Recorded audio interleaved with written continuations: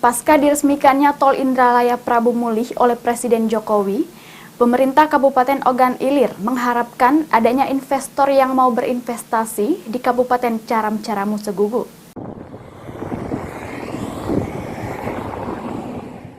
Hal ini dikemukakan Bupati Ogan Ilir, Panca Wijaya Akbar. Menurut Panca, pemerintah Kabupaten Ogan Ilir sangat mensupport dengan diresmikannya dan adanya Tol Indralaya Prabu Mulih. Hal ini dikarenakan adanya menambah daya tarik Kabupaten Ogan Ilir sebagai kabupaten penunjang Kota Palembang. Misalnya wilayah Kabupaten Caram Segugu Ogan Ilir dapat diakses dengan beberapa tol, seperti Tol Sumatera Jawa, yakni tol menuju Lampung dan Jawa, sehingga Kabupaten Ogan Ilir layak untuk para investor untuk berinvestasi ke kabupaten di Ogan Ilir.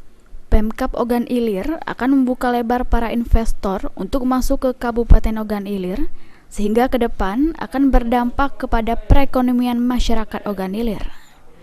Ahmad Romawi, PAL TV.